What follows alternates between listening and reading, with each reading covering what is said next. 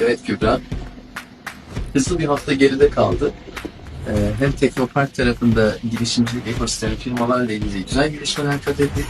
Hem de üniversitemizin idari süreçlerini daha kurumsal bir yapıya çevrilmesi, üniversitemizin sorularının daha hızlı çözülmesi için çok güzel çalışmalar yaptık.